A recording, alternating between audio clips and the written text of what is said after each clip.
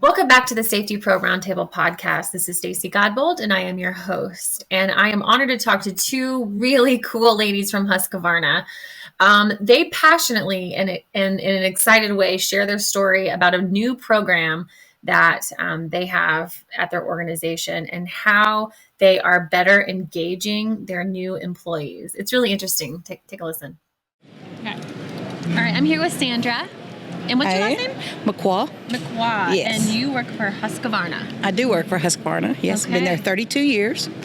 I know. That is great. 32 years. I don't look like I'm that old, We do can I? talk forever. This is great.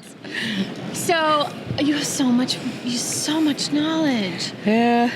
We've been there a long. Seen a lot of things come and go. Wow. Seen safety grow over the years. It's just amazing how far we've came in the safety field. So, What is your biggest takeaway from how safety's changed? how it's changed is it's ever changing. You never stop growing, because if you don't keep improving, you'll get stagnant, and then when you get stagnant, so that's when something's going to happen. I love that so much. You're right. What has changed is the change. Yes. And oh wow. And if you don't change, you don't grow. So tell me about your safety programs. What are you proud of? I am really proud of our new Hire Liaison program that we started. We actually started, I believe it was last year. It's a very new program. We're just kicking it off, and it's ever changing as well. As you know, during the pandemic, we had a lot of turnover. Everybody did. A lot of trouble retaining employees. And one thing we realized, that we were moving so many people in every week, and they just weren't staying. And so we started this new Hire Liaison program where we elected, we picked just people off the floor, just normal, everyday people off the floor, and those are our liaisons between management and supervision and the floor. I mean, what's going on, what's happening. So one thing that the new Hire Liaisons do, we meet every week with them. They take our new hires as they come in. They mentor those new folks. We've created new hire welcome packets. These welcome packets. I mean, when you're a new hire, what do you want to know? Everything. We fill you up with Yes. this. Yes, we fill you up with this policies and procedures, and we throw all this stuff at you. You're not going to retain that. No, there's People no don't. way. So what do you want to know? You want to know where the bathroom is. You want to know? Yes. Where do I put my lunchbox? Yes. What time do I go to break? And when do I get off work? Yes. So we found a way to incorporate all that information, and then all the safety stuff that goes with it. So this new hire welcome packet that the new hire liaisons give out, and the supervisors train them on this welcome packet, it's for their department, their area. It has a picture of who do I go to if I have a problem. It has a picture of their supervisor, their group leaders, their repair people that just on the floor. These are the people that you talk to. These are your QC people. Then the next slide is what chemicals do you work with in your area? That's one of the biggest things. That is so good. Yes, because that's one of the biggest things that we fail on. We don't really fail on. We lack. We lack that. Is how to get that one-on-one chemical training in your area. We do general training with them, the chemicals in the workplace, but what do you work with every day? What is your chemical that you work with? And so that's all listed. The SDS sheets are in there for them. That's all in the packet. Their evacuation routes. There's evacuation maps in there that says, hey, you are here. Here's where your bathrooms are. Here's where your storm shelters are. Here's where your exit routes are. It has our environmental policy in it. It has our safety policies are in it.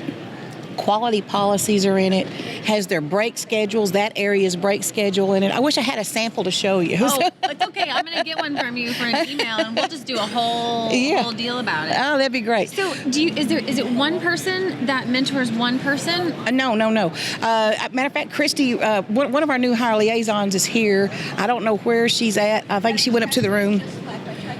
Oh, yeah, okay, she went to the room. room Later. Yeah, we're going to catch her. I'd love that. Yeah. But she might have up to 15 people in her area. Okay. So she has the assembly area, and then we have the sub-assembly or the engine plant area, because it's a big facility, and then we have the warehouse area. How So many each employees do you have in that? 1,016 was our last count. 1,016. We have 2 plants in Nashville.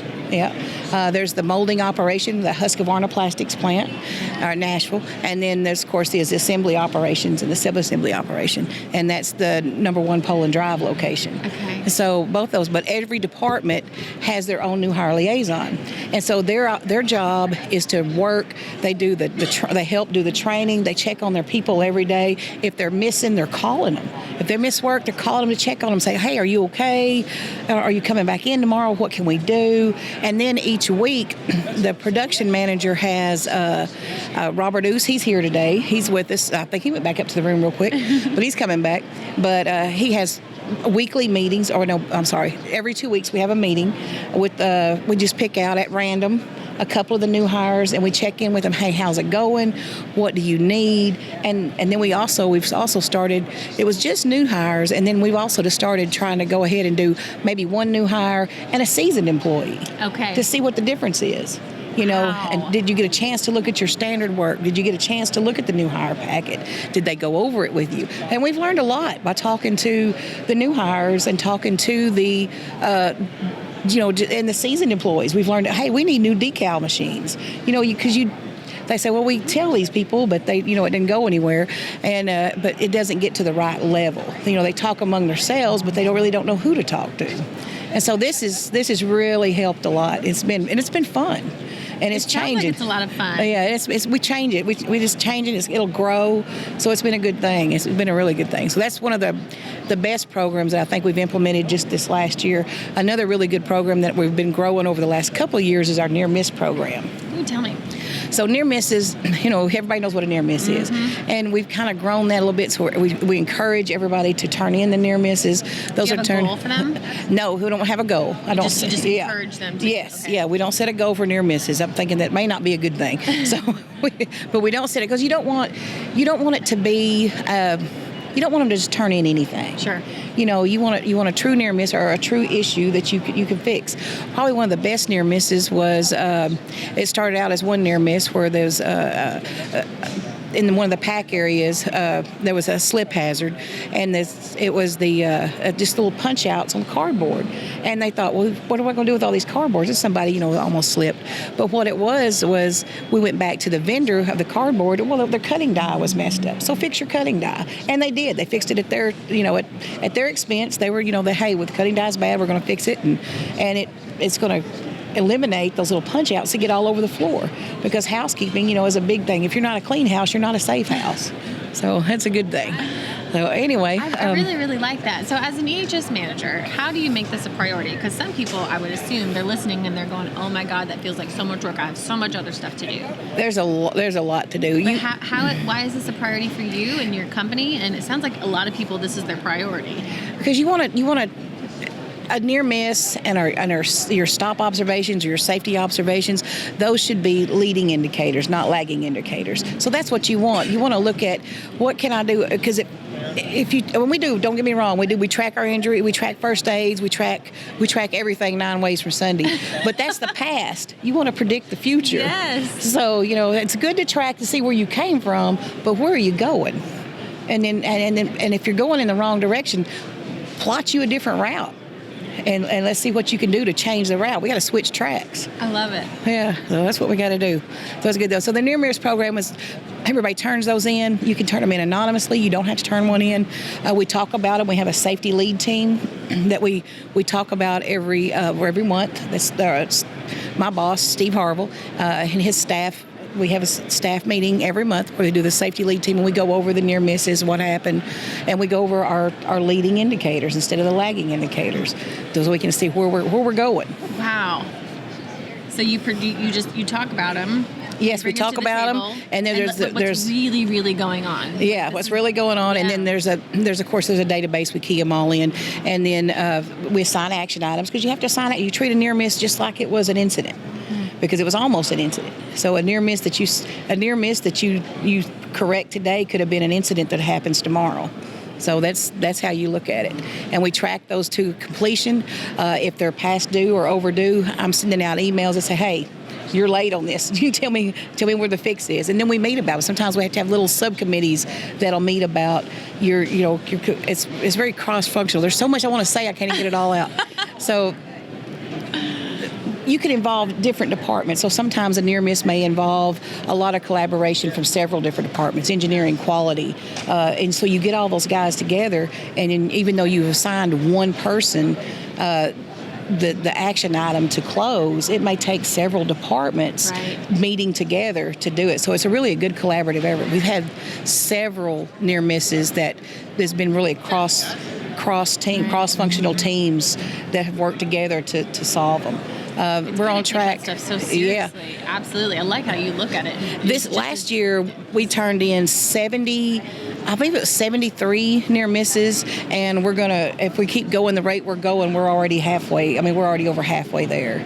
So we'll probably end up with more near misses turned in this year, which is good. Because it really, you realize how many, what really goes on the floor that wasn't reported before, and people are really stepping up and said, hey, can you fix this? Or hey, look at this, and it's a good thing. And you're empowering your people. Yeah, that's really, right. Getting them engaged. And it sounds like when you are making those changes and they see those things happening, they're saying my voice matters. Right. And the biggest thing is if there is a near miss, and I tell people, sometimes I'll even print out if I know it's going to be a long corrective action. The biggest thing with a near miss, if you can't do anything about it, most of the time you can, but if you can't do anything about it, go back to that person. It's follow up. Follow up with your employees.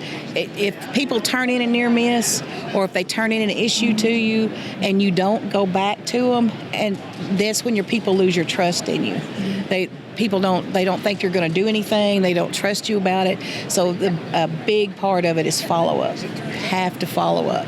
Isn't that just people just want to be people want to be talked to. That's right. Listen to me. Yeah, that's it. I got something to say. Please know that I'm important. I've got something to say. Exactly. Yeah, exactly. Oh, you're so wonderful. Oh, thank you. I really appreciate you coming on and sharing. You have so much knowledge and experience. 32 years is a very, very. I started out on the line. Husqvarna has been very good to me. They've helped me with my education. I've worked up through those 32 years, and now I'm the EHS manager. So it's been a good journey. Good journey. So it don't matter what you do. That's right. No matter what you do, sister, you can start out on the line. You can go to school while you work. It's been a good company. Yeah. I'm very proud to work there. Thank you for sharing your story. You're very welcome. Appreciate it. I'm here with Christie Rivera, and who are you with? I'm with the Husqvarna Group out of Nashville, Arkansas. Nice. Okay, Yes. So I just met with your buddy Sandra. Yes. She was telling me all the good things about you. Yes. Well, thanks, Sandra. Yeah. Thanks. So she's really, really excited and passionate about this liaison program that's new to your company. Yes. And so you happen to be one of those liaisons. So how long have you been with the company? I have been with the company for 8 years. I have been the liaison for a year now. Okay, so tell me about how this came about. Did they ask you to come and fill this position? Yes. They asked me to come fill the position. They liked it, my character, and know that I'm a people person. And, they wanted some feedback from the new employees that they hire to see what areas that the company can improve in. So what did you do prior to that? I was I rope wind the chainsaws. You did I what? put the chainsaws together, the thing that you pull, the rope that you pull in order for the chainsaw to operate. Okay. I'm the lady that makes that part. Yes. Yes, I like it. Yes. So you went from somebody so you basically were talking to somebody that was you to get feedback. Yes. Tell me, okay, so I want to know everything. Okay. The new hire, they come into Husqvarna, and I take them, first of all, I explain the safety and communication. That's a plus. Safety and communication.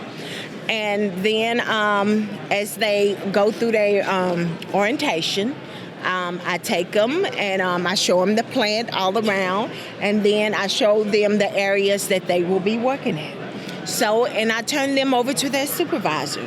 But in the meantime, I come to each one of them within every 30 minutes to an hour to ask them how they are doing, how they like the job, and make sure they get the proper training. And I just continue to communicate with them and, make sure that they know that Husqvarna cares, that we do care about them. And make them comfortable, as, some people, they first time in a big, facility or factory, and, they nervous. And I tell them the first thing, do not stress out. Do not stress out. You're going to get the proper training and, just relax. Yes. I love that. Yes. That is how important. Very important. So would you have liked that when you were coming in? Of course. To know that, this company need me. They really care about me. And that means a lot. Most people want someone to care about them. And that's what I'm there for. And that's what the company there for. And we really do care. Yes. I love this. So have you seen, have you seen the turnover change? Yes, dramatically, yes. And then, we have more people coming in and, wanting to work at Husqvarna, and we get good feedback. Deal. And that's a very big deal. It is. Yes. To be an attraction that somebody wants to be there because of something that you're doing, that's just such a big deal. Yes, it's a big deal.